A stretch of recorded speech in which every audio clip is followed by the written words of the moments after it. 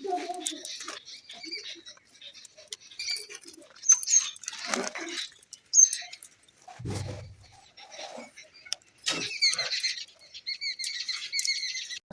সুজাতার হেসেল with village ফুডে সকলকে স্বাগত জানাই। আজকে একটা দারুণ পছন্দের জিনিস আপনাদের সঙ্গে শেয়ার করব। 8 থেকে 80 সবার প্রিয়। আমি আজকের এই যে কলা নিয়ে নিয়েছি, গাছ থেকে নিয়ে চলে এসেছি। আজকের এই কলার চিপস বানাবো, আর স্বাস্থ্যকর আর খেতেও দারুণ সুস্বাদু হবে। তাই আপনাদের পুরো ভিডিওটা দেখার অনুরোধ রইল। এবার আমি এগুলো কেটে নেব।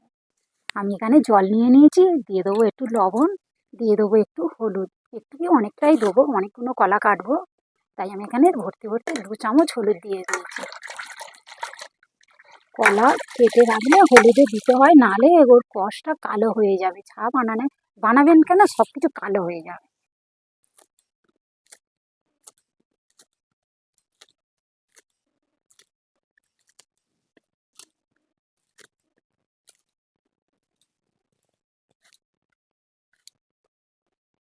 কলাগুলো আমি, আটা আছে হাতে লেগে যাবে, তাই আমি এরকম জলে ভিজিয়ে রাখবো।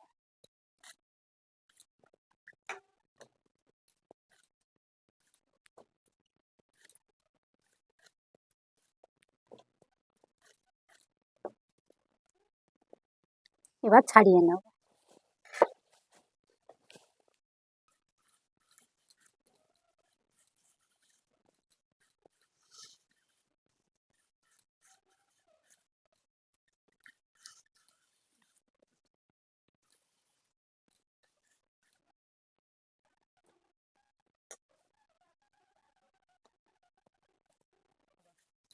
আমি এরকম করে সবগুলো আমি ছাড়িয়ে নেব।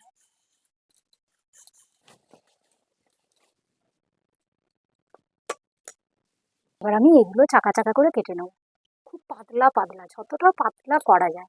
আমার কাছে তো কোনো মেশিন নেই, আমি বটির সাহায্যে পাতলা পাতলা করে কাটবো।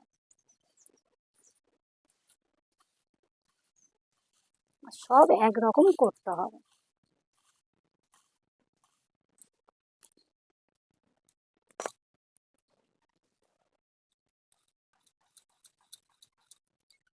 এগুলো একটু যতটা পারবেন একটু পাতলা পাতলা করে কাটার চেষ্টা করুন। আমি এই যে পাতলা,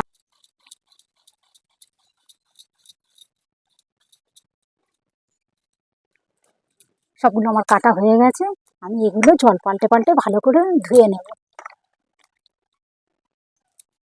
জলটা ঝরিয়ে নিয়েছি, এবার এগুলো পাত পাত করে মেলে দেবো। এরকম একটা একটা করে ছাড়ি ছাড়ি মেলে দেবো।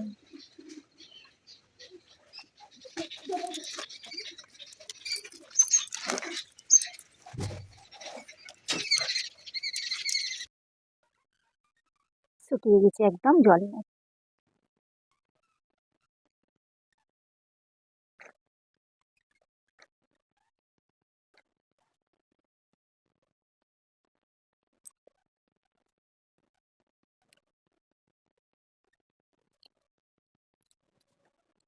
এবার আমি উনুনটা ধরিয়ে নেব। উনুনটা ধরিয়ে নিয়েছি, কড়াটা গরম হোক। আর এগুলো আমি 2-3 ঘন্টা শুকিয়ে নিয়েছি। মানে গায়ের এই যে একটু রস না থাকলে হলো, জল থাকবে না, একদম শুকিয়ে নিতে হবে। সেটা 2 ঘন্টা হতে পারে, আবার 4 ঘন্টাও হতে পারে। তো এখন রোদ্দুর ভালো হচ্ছে, তাই আমি এটা 3 ঘন্টা মতো লেগেছে আমার শুকাতে। কড়াই তেল দিয়ে দেবো। আমি এখানে সাদা তেল দিয়ে ভাজবো। তেলটা হয়েছে কি একটা দিয়ে দেখবো, এখনো তেল হয়নি, আরেকটু।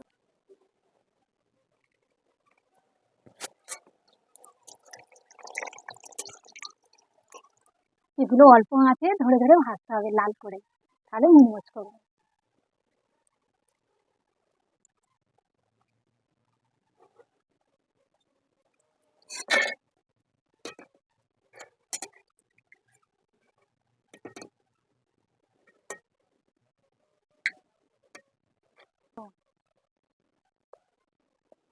একটু হাতে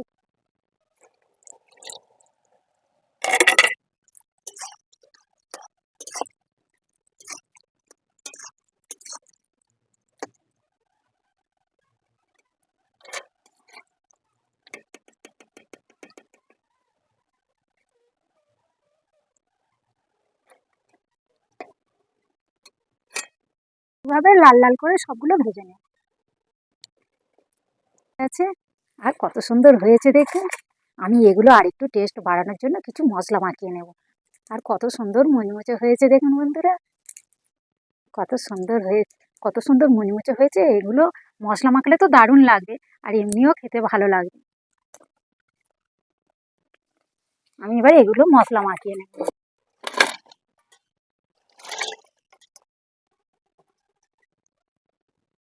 এখানে একটু বিট লবণ আর একটু লঙ্কার গুঁড়ো দিয়ে দেবো, দিতে এইটা খেতে ভালো লাগে।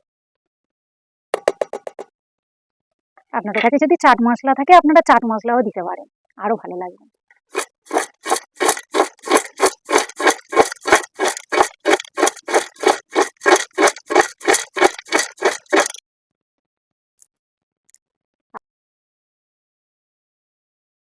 কত সুন্দর হয়েছে।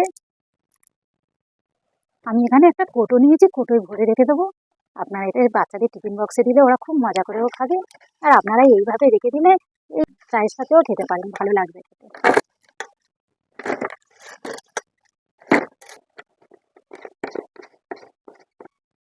তাই রেসিপিটা কেমন লাগলো জানাতে কিন্তু বন্ধুরা ভুলবেন না। আর যদি ভালো লাগে তাহলে একটা লাইক কমেন্ট শেয়ার করবেন, আর এইভাবে বানিয়ে খাবেন। সুস্থ থাকবেন, ভালো থাকবেন, সাবধানে থাকবেন।